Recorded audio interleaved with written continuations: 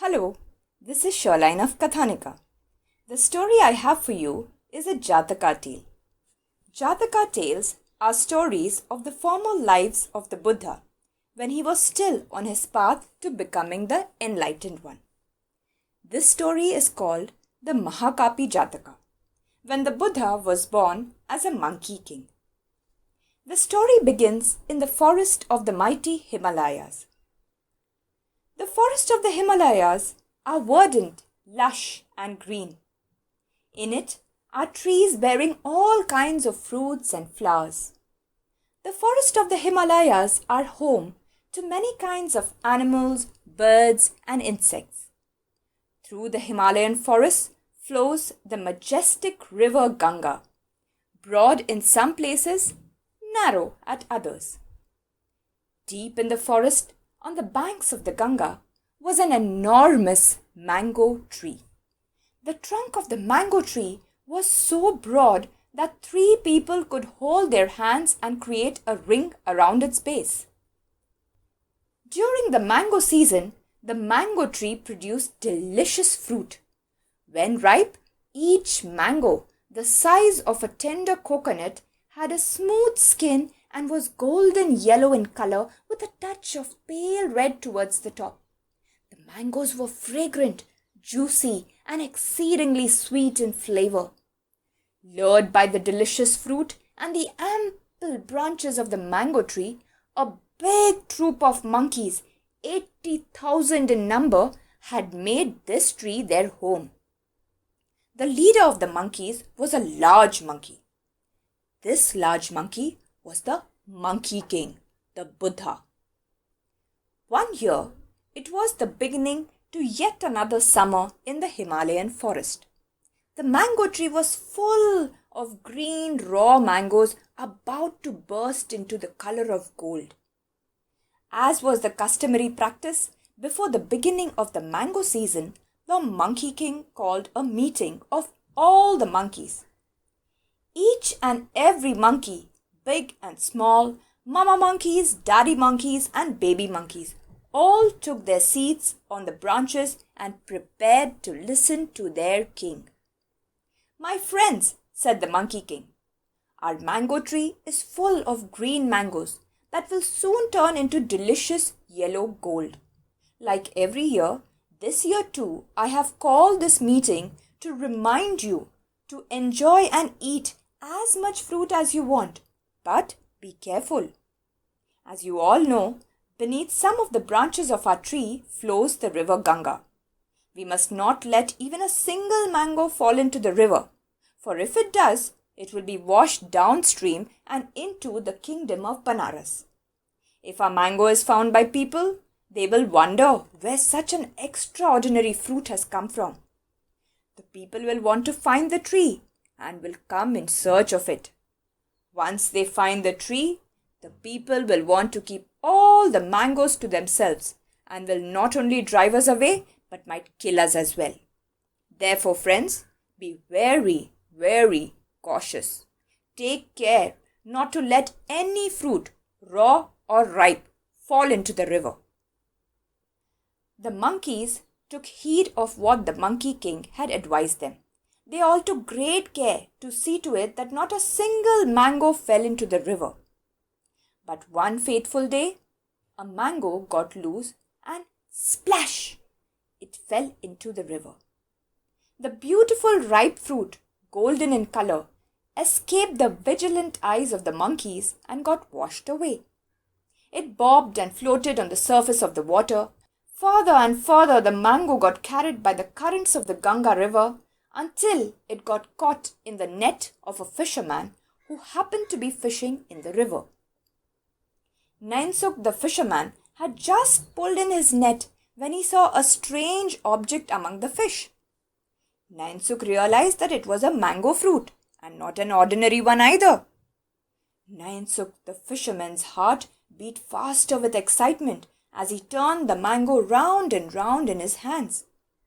Nainsuk the fisherman happened to be a connoisseur of mangoes. His friend had a farm with various types of mangoes, but he had never seen a mango such as the one that was now in his hands. Golden yellow in color, aromatic and firm, the mango fruit looked fit for a king. Fit for the Raja indeed, said Nainsukh the fisherman aloud. I wonder where it came from. Nainsukh the fisherman put his palm to his head and scanned the river bank, upstream and down. The banks were lined with several trees, but he could not spot any mango trees. Nainsukh the fisherman carefully washed the mango, hurriedly finished his fishing for the day and went home. On reaching home, Nainsukh the fisherman called to the people in his household to show them the treasure. Look at this fruit, he cried. I have never seen anything as exquisite as this mango. The skin, the smell, the shape. Perfect. Come, let us eat it, suggested his younger brother, admiring the fruit. I am sure it tastes good as well. Nainsukh the fisherman was very tempted to do just that. No, he said, don't be a fool. The fruit looks fit for a king. I am going to go to the palace and will present it to the Raja myself. And that is just what Nainsukh the fisherman did. He put on his best shirt, put the mango in a basket, covered it carefully, and went to the palace. At the palace, he headed straight to the royal darbar. Raja Brahmadatta's court was in session. The Raja was seated on a royal throne and was attending to his people. Nainsukh the fisherman was asked to wait his turn to speak to the king.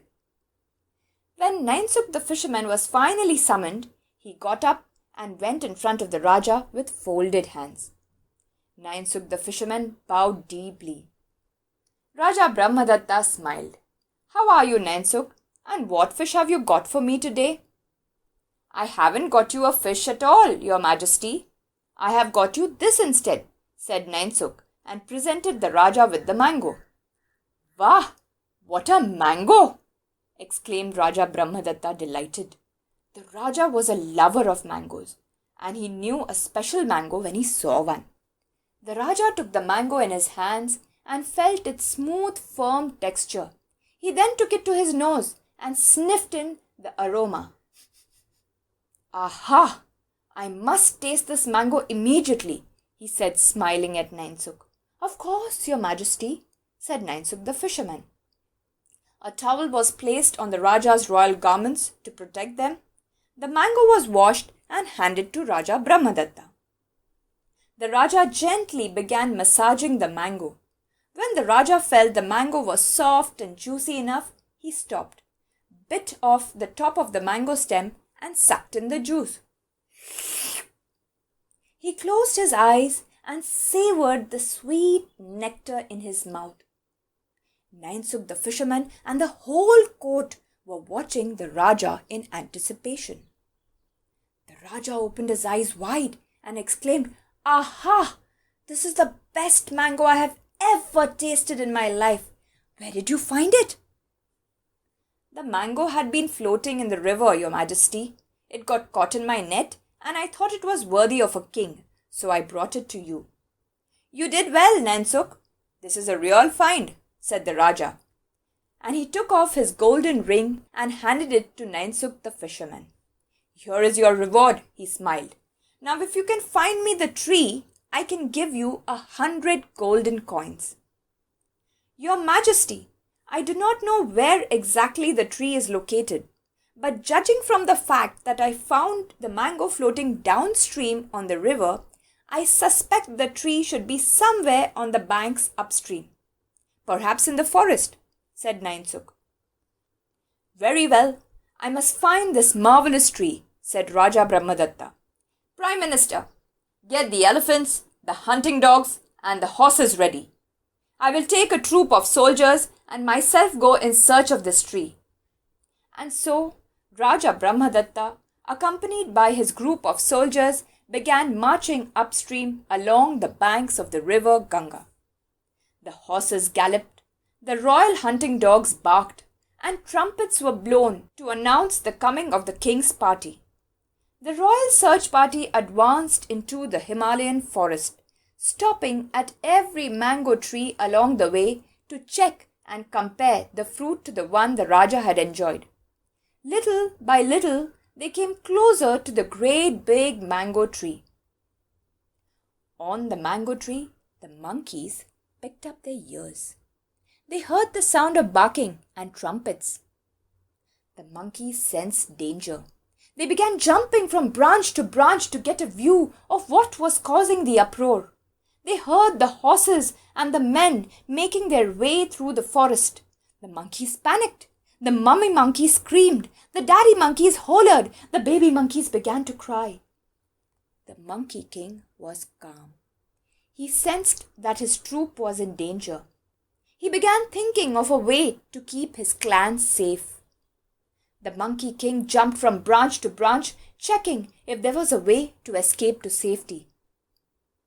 Raja Brahmadatta and his men had drawn closer and reached the base of the mango tree. The Raja saw the wonderful fruit and was happy.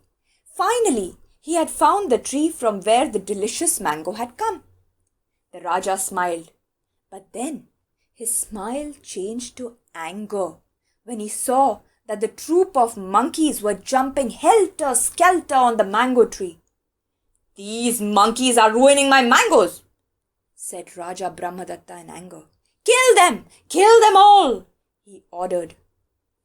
The soldiers lifted their bows, arrows and spears in preparation to carry out the king's orders.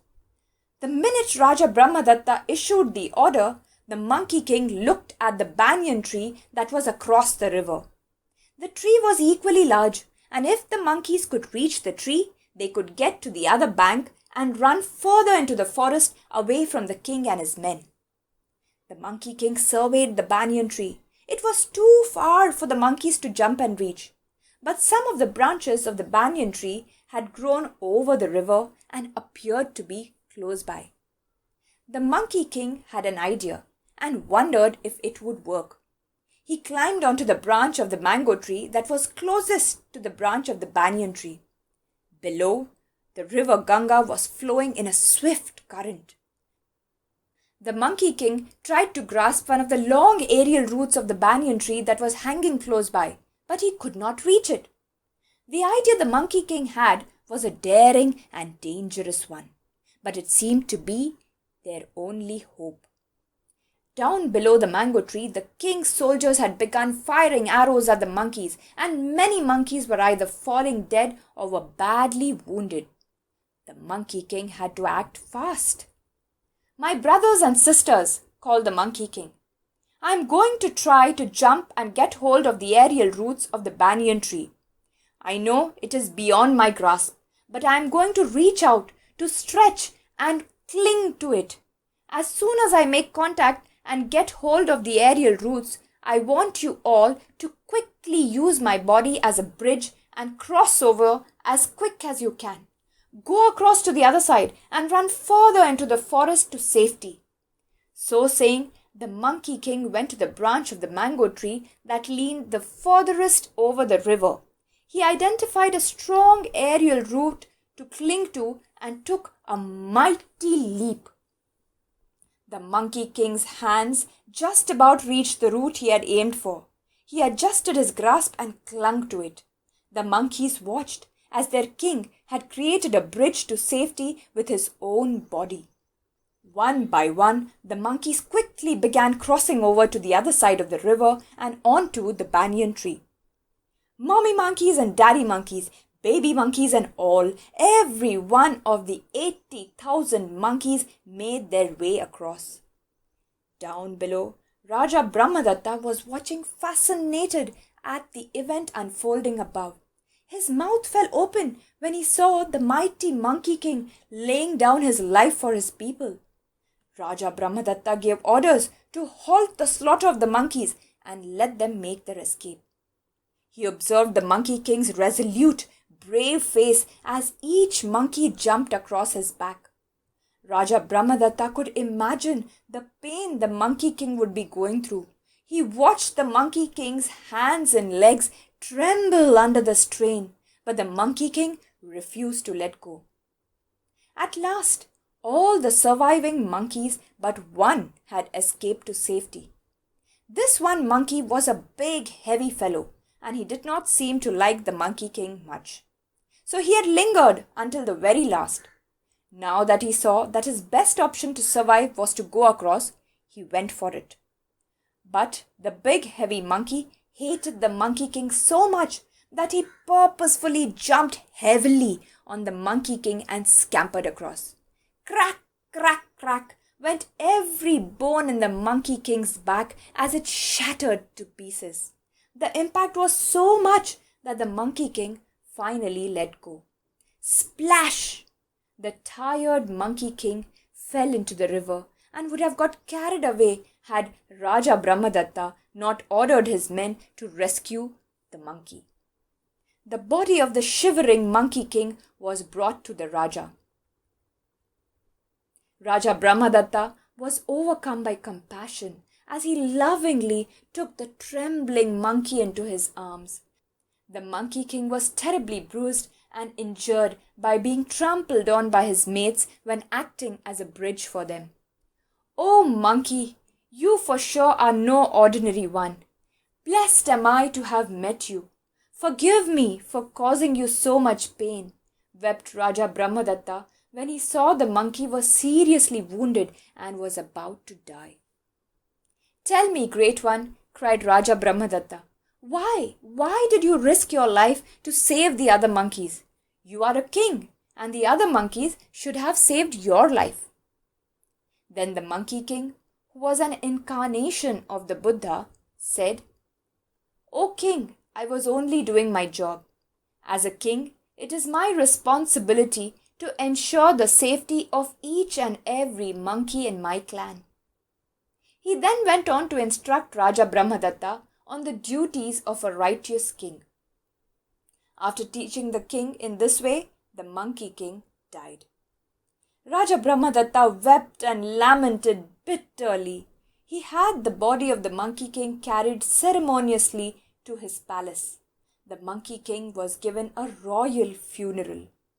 Raja Brahmadatta built a shrine at the Monkey King's burial place and made offerings of incense and flowers. Raja Brahmadatta lived the rest of his life according to the teachings of the Monkey King, and when he died was taken into heaven. The Buddha was dead in the form of the Monkey King, but he would soon take birth in another form. Which one? Well, that is a story for another day. I hope you enjoyed listening to the Mahakapi Jataka. Don't forget to subscribe to our channel and share this lovely story with your friends. Bye-bye.